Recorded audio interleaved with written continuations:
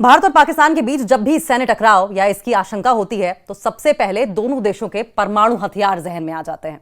भारत और पाकिस्तान दोनों के पास परमाणु हथियार हैं, लेकिन इन हथियारों को लेकर दोनों देशों की नीति जो है वो अलग अलग है। पाकिस्तान अपनी सुरक्षा को खतरा होने पर परमाणु हथियार इस्तेमाल करने की नीति पर चलता है, इसे फर्स्ट यूज पॉलिसी कहते हैं।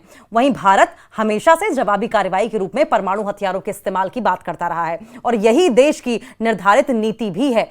भारतीय नेतृत्व पाकिस्तान के पहले परमाणु इस्तेमाल करने की नीति को न्यूक्लियर ब्लैकमेल कहता है। प्रधानमंत्री नरेंद्र मोदी ने जब सोमवार शाम पाकिस्तान पर भारत के मिसाइल हमलों और पाकिस्तान के साथ सैन्य टकराव और फिर संघर्ष विराम को लेकर देश को संबोधित किया तो उन्होंने कहा कि भारत न्यूक्लियर ब्लैकमेल नहीं करेगा।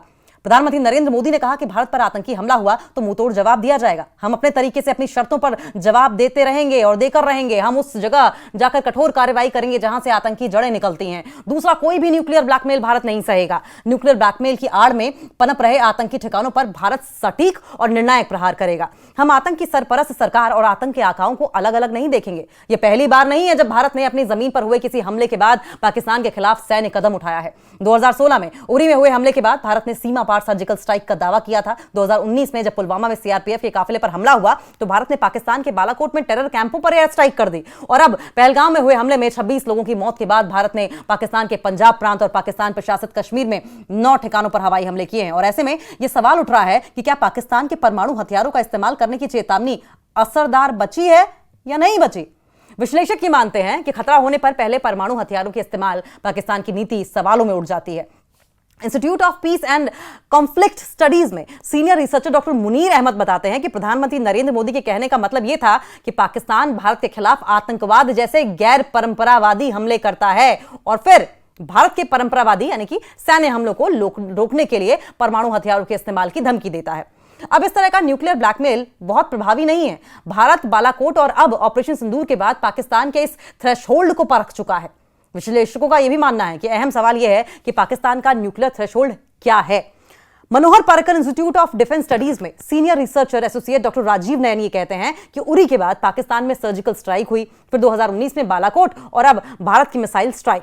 ऐसे में सवाल यह है कि पाकिस्तान का न्यूक्लियर थ्रेशोल्ड क्या है, किस स्थिति में वो इन हथियारों को इस्तेमाल करेगा। पाकिस्तान, रूस और कई राष्ट्र कहते हैं कि जब हमारा अस्तित्व दांव पर होगा तब हम इसका इस्तेमाल करेंगे, लेकिन सवाल यह है कि आप किस स्थिति को अस्तित्व पर खतरा मानते हैं। डॉक्टर मुनीर यह भी कहते हैं कि जब भी भारत की तरफ से पाकिस्तान पर कोई पारंपरिक हमला होता है, Pakistan full spectrum deterrence doctrine यानी कि पूर्ण आयामी प्रतिरोधक सिद्धांत की बात करता है।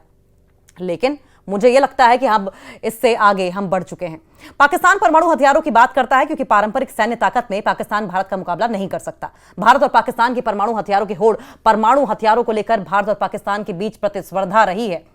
पाकिस्तान के पूर्व प्रधानमंत्री जुल्फिकार अली भुट्टो ने साल 1965 में कहा था कि अगर भारत बम बनाता है तो भले ही हमें घास या पत्तियां खानी पड़े या भूखा रहना पड़े, हम अपना बम बनाकर रहेंगे। जहां तक परमाणु हथियारों को लेकर भारत का सवाल है, भारत के पहले प्रधानमंत्री जवाहरलाल नेहरू ने 1950 के दशक में कहा था कि हमने परमाणु हथियारों की भर्त्सना की है और उन्हें बनाने से इनकार किया है, लेकिन हमें मजबूर किया गया तो हम अपनी रक्षा के लिए अपने वैज्ञानिक ज्ञान का इस्तेमाल करेंगे। भारत और पाकिस्तान दोनों ही 1970 के दशक से परमाणु शक्ति हासिल करने के प्रयास कर रहे थे। भारत ने साल 1974 में स्माइलिंग बुद्धा परीक्षण किया और यह संकेत दिए कि वो परमाणु ताकत हासिल कर सकता है, लेकिन भारत ने पहले परमाणु हथियारों का परीक्षण ऑपरेशन शक्ति के तहत और 13 मई 1998 को किया था। इसके कुछ ही दिन बाद 28 और 30 मई को पाकिस्तान ने चगई 1 और चगई 2 परीक्षण करके संकेत दिए और उसके पास भी परमाणु हथियार हैं, यानी कि दोनों देशों के पास आधिकारिक रूप से पिछले 27 सालों से परमाणु हथियार हैं। इस दौरान जब जब भारत और पाकिस्तान के बीच तनाव की स्थिति बनती है, दोनों देशों के परमाणु हथियार चर्चा और चिंता का केंद्र बन जाते हैं। परमाणु हथियारों को लेकर भारत पाकिस्तान के नेताओं की बयानबाजी लगातार आती रही है। 1998 में पाकिस्तान के परमाणु परीक्षण करने के बाद तत्कालीन प्रधानमंत्री नवाज शरीफ ने संयुक्त राष्ट्र में कहा था कि पाकिस्तान के परमाणु परीक्षणों का उद्देश्य न तो मौजूदा अप्रसार व्यवस्था को चुनौती देना था और न ही किसी महाशक्ति बनने की महत्वाकांक्षा को पूरा करना। हमने ये परीक्षण पाकिस्तान के खिलाफ बल प्रयोग या उसके खतरे को रोकने के लिए किए थे।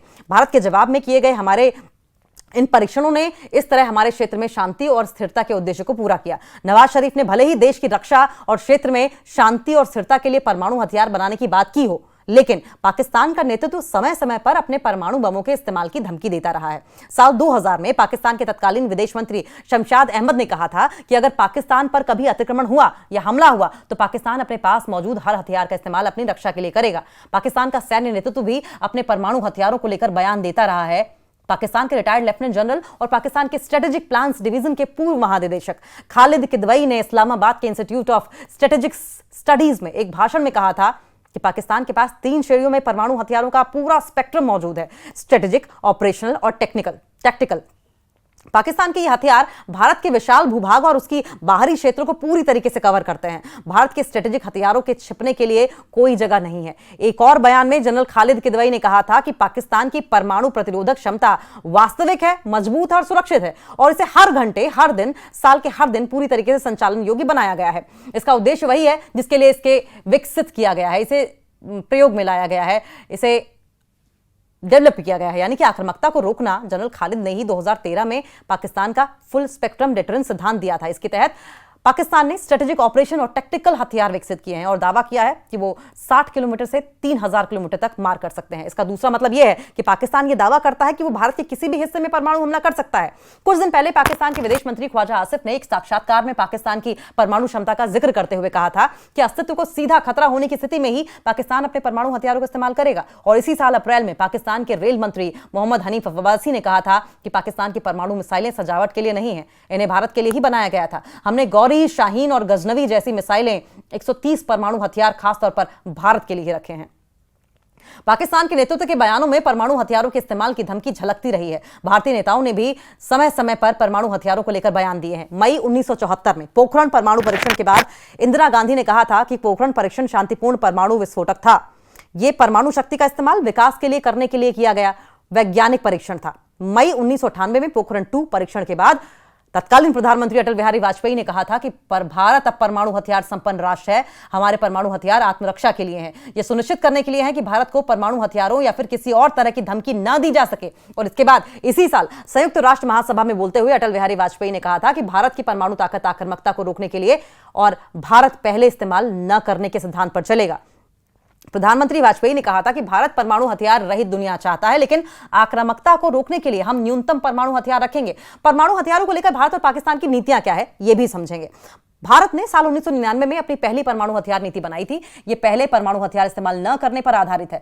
साल 2011 में तत्कालीन प्रधानमंत्री मनमोहन सिंह ने इसे दोहराते हुए कहा था कि भारत की परमाणु नीति पहले इस्तेमाल न करने और परमाणु हमला होने पर पूरी ताकत से जवाब देने पर आधारित है। हमारा न्यूक्लियर डेटरेंट भरोसेमंद है और प्रभावशाली है। वहीं मौजूदा प्रधानमंत्री नरेंद्र मोदी ने साल 2019 में दिए गए एक बयान में यह कहा था कि भारत की परमाणु नीति स्पष्ट है, पहले इस्तेमाल न करना, लेकिन जो हम पर परमाणु से हमला करे उसे छोड़ा नहीं जाएगा। हमारी परमाणु क्षमता हमारी संप्रभुता को सुनिश्चित करती है। हालांकि साल 2019 में भारत के रक्षा मंत्री राजनाथ सिंह ने इस नीति में स्थिति के हिसाब से बदलाव के संकेत दिए थे और ये कहा था कि भारत पहले इस्तेमाल न करने की नीति पर प्रतिबद्ध है, लेकिन भविष्य में क्या होगा ये परिस्थितियों पर निर्भर करेगा। वहीं पाकिस्तान की कोई लिखित या फिर स्पष्ट परमाणु नीति नहीं है। विश्लेषक मानते हैं कि इसका मुख्य कारण यह है कि वो भारत की परंपरागत सैन्य प्रभुत्व या फिर कन्वेंशनल मिलिट्री सुपीरियरिटी को रोकना चाहता है। Manohar Parrikar institute of defence studies ने से जुड़े और रक्षा और परमाणु मामलों के विशेषज्ञ राजीव नयन ये कहते हैं कि जिस किसी की भी फर्स्ट यूज पॉलिसी है उसमें बहुत अस्पष्टता है। राजीव नयन ये भी कहते हैं कि फर्स्ट यूज नीति की सबसे बड़ी अस्पष्टता तो यह है कि किस स्थिति में परमाणु बम का इस्तेमाल किया जाएगा। पाकिस्तान ये भी नहीं जानता, क्योंकि पाकिस्तान तो ये भी कहता है कि हम परमाणु बम का इस्तेमाल कर सकते हैं, लेकिन ये कभी स्पष्ट नहीं किया कि इसे इस्तेमाल करने का थ्रेशोल्ड या फिर सीमा क्या होगी। यह भी स्पष्ट नहीं है कि शुरुआत किस तरह के हथियार के इस्तेमाल से की जाएगी। क्या छोटा वेपन इस्तेमाल किया जाएगा जिसे बैटलफील्ड वेपन कहा जाता है, या फिर स्ट्रेटेजिक वेपन इस्तेमाल किया जाएगा। अभी दुनिया में परमाणु हथियारों के इस्तेमाल को लेकर कोई समझौता नहीं है, लेकिन परमाणु हथियारों को लेकर एक डर और इनके इस्तेमाल को लेकर एक झिझक है। 1945 में जापान के हिरोशिमा और नागासाकी पर गिराए गए अमेरिकी परमाणु बमों के बाद से दुनिया में कहीं भी परमाणु हथियारों को इस्तेमाल नहीं किया गया है। राजीव नयन कहते हैं कि भले ही परमाणु हथियारों को रोकने के लिए कोई कानून ना हो, लेकिन हर परमाणु संपन्न राष्ट्र में इन्हें लेकर नैतिकता है। सवाल यह उठेगा कि जब पाकिस्तान के खिलाफ परमाणु बम इस्तेमाल नहीं हो रहा है, तब वो किस तरह से अपने पहले परमाणु बम के इस्तेमाल को तर्कसंगत ठहराएगा। इसी कारण से पाकिस्तान पर न्यूक्लियर ब्लैकमेल का आरोप लगता है, क्योंकि भारत ने कभी भी पहले परमाणु बम के इस्तेमाल की धमकी नहीं दी है, लेकिन पाकिस्तान ऐसी धमकी देता रहा है। पाकिस्तान भारत के पास कितने परमाणु हथियार हैं, पाकिस्तान या भारत के पास कितने परमाणु हथियार हैं, इसका आधिकारिक आंकड़ा नहीं है। देखिए, हालांकि Stockholm International Peace Research Institute of American Federation of Scientist परमाणु हथियारों की संख्या का आकलन करते हैं। सिप्री के साल 2024 के आकलन के मुताबिक भारत के पास 172, पाकिस्तान के पास 170 परमाणु हथियार हैं। वहीं विश्लेषक मानते हैं कि सवाल यह है कि ये आंकड़े कितने विश्वसनीय हैं और परमाणु हथियारों के मामले में संख्या का कोई महत्व है भी या नहीं। डॉक्टर मुनीर अहमद कहते हैं कि अमेरिकन फेडरेशन ऑफ साइंटिस्ट ने ताजा आकलन में भारत के पास 180 और पाकिस्तान के पास 170 परमाणु हथियारों का अनुमान लगाया है, लेकिन वास्तविकता में परमाणु हथियारों के मामले में संख्या बहुत मायने नहीं रखती है। अगर बात इनके इस्तेमाल तक पहुंची तो बहुत कम हथियारों से ही बहुत भारी तबाही की जा सकती है। राजीव नयन का यह भी मानना है कि वो कहते हैं कि परमाणु हथियार इतने विनाशकारी होते हैं कि संख्या बहुत अधिक मायने नहीं रखती है, क्योंकि एक छोटा परमाणु हथियार भी भारी तबाही मचा सकता है। दोनों देशों में परमाणु हथियारों को लेकर क्या चेन ऑफ कमांड है? दरअसल भारत और पाकिस्तान में परमाणु हथियारों को लेकर चेन ऑफ कमांड यानी कि अगर इस्तेमाल करने की स्थिति आई तो इसे लेकर भी अलग अलग व्यवस्था है। डॉक्टर राजीव नयन के अनुसार भारत में एक न्यूक्लियर कमांड अथॉरिटी है। इसकी एक राजनीतिक परिषद है जिसके अध्यक्ष प्रधानमंत्री होते हैं, और इसमें सीसीएस यानी कि सुरक्षा मामलों की कैबिनेट कमेटी होती है, जिसमें रक्षा मंत्री होते हैं, गृह मंत्री, विदेश मंत्री, वित्त मंत्री और राष्ट्रीय सुरक्षा सलाहकार। इसके बाद एक कार्यकारी परिषद होती है जिसकी अध्यक्षता राष्ट्रीय सुरक्षा सलाहकार यानी कि एनएसए करते हैं। इसमें सभी सेनाओं के प्रमुख होते हैं, chief of defence, defence staff, defence intelligence के महानिदेशक, परमाणु ऊर्जा एजेंसी के शीर्ष अधिकारी और डीआरडीओ के अधिकारी शामिल होते हैं। वहीं परमाणु हथियारों के रखरखाव, देखभाल और ऑपरेशनल डिप्लॉयमेंट यानी कि संचार के लिए स्ट्रेटेजिक फोर्सेस कमांड है, जो कि चीफ ऑफ डिफेंस स्टाफ को कहा जाता है। राजीव नयन कहते हैं कि भारत में परमाणु हथियारों के इस्तेमाल का निर्णायक राजनीतिक होगा और अंतिम फैसला देश का नागरिक नेतृत्व करेगा। सैन्य बलों और परमाणु वैज्ञानिकों से सलाह लेने के लिए एनसीए के पास विशेषज्ञ सलाहकार हैं। पाकिस्तान में परमाणु हथियारों के इस्तेमाल के लिए जो चेन ऑफ कमांड है उसमें सबसे ऊपर नेशनल कमांड अथॉरिटी है। इसका ढांचा भी लगभग भारत जैसा ही है। इसके चेयरमैन प्रधानमंत्री होते हैं और इसमें राष्ट्रपति, विदेश मंत्री, रक्षा मंत्री, chairman of joint chief of staff होते हैं, सेना, वायुसेना, नौसेना के प्रमुख और स्ट्रेटेजिक प्लान्स डिवीजन के महानिदेशक होते हैं। एनसीए के तहत स्ट्रेटेजिक प्लान्स डिवीजन है जिसका मुख्य काम परमाणु एसेट का प्रबंधन करना, एनसीए को तकनीकी और ऑपरेशन सलाह देना है। वहीं स्ट्रेटेजिक फोर्सेस कमांड यानी कि सीजेसीएसी के नीचे काम करता है और इसका काम परमाणु हथियारों को लॉन्च करना है। ये वॉरहेड ले जाने में सक्षम मिसाइलों जैसे कि शाहीन और नस्र मिसाइलों का प्रबंधन करती है और एनसीए से आदेश मिलने पर परमाणु हथियार दाग सकती है। भारत के साथ हालिया तनाव के दौरान भी पाकिस्तान के प्रधानमंत्री के नेशनल कमांड अथॉरिटी की बैठक बुलाने की रिपोर्ट आई थी। हालांकि भारत के साथ संघर्ष विराम की घोषणा के बाद कहा गया था कि पाकिस्तान ने ऐसी बैठक नहीं बुलाई। राजीव नयन कहते हैं कि पाकिस्तान में जिस तरह से सेना का प्रभाव है उसे देखते हुए कहा जा सकता है कि पाकिस्तान में यह निर्णय लेना सही नहीं रहेगा। एयर डिफेंस क्या रोक पाएगा, यह भी एक सवाल है। परमाणु हमले को भारत और पाकिस्तान दोनों ही देश अपने परमाणु हथियारों को सुरक्षित ठिकानों पर तैयार स्थिति में रखते हैं। परमाणु हथियार के दो हिस्से होते हैं, एक विस्फोटक और दूसरा डिलीवरी सिस्टम यानी कि मिसाइल। भारत शांति की स्थिति में अधिकतर वॉरहेड और मिसाइल को अलग अलग रखता है, कुछ को दागने के लिए तैयार रखता है यानी कि रेडी टू डिप्लॉयमेंट स्थिति में रखा जाता है। वहीं पाकिस्तान की नीति भी ऐसी ही है। हालांकि विश्लेषक मानते हैं कि भारत और पाकिस्तान के बीच दूरी इतनी कम है कि परमाणु हथियारों के मामले में यह बहुत अधिक मायने नहीं रखेगा। हथियार कैसे रखे जाते हैं? डॉक्टर राजीव नयन कहते हैं कि भारत और पाकिस्तान के बीच दूरी इतनी कम है कि अगर परमाणु हथियार हमला करने का निर्णय हो गया तो इससे पीछे हटना या फिर हथियार को हवा में एयर डिफेंस से नष्ट करना बेहद मुश्किल होगा। डॉक्टर नयन ये भी कहते हैं कि बहुत advance air defence system theory में तो बैलिस्टिक मिसाइल को रोक सकते हैं, लेकिन व्यावहारिक तौर पर ऐसा मुश्किल होगा। मामूली चूक भी भारी विनाश का कारण बन सकती है और यही वजह है कि परमाणु हथियारों के इस्तेमाल का विचार ही विनाशकारी है। वहीं डॉक्टर मुनीर अहमद कहते हैं कि अगर भारत और पाकिस्तान के बीच कभी परमाणु हथियारों के इस्तेमाल की नौबत आती है, जिसकी आशंका बेहद कम है, तो इसका मतलब यह होगा कि दोनों ही देश पारस्परिक विनाश की तरफ आगे बढ़ चुके हैं।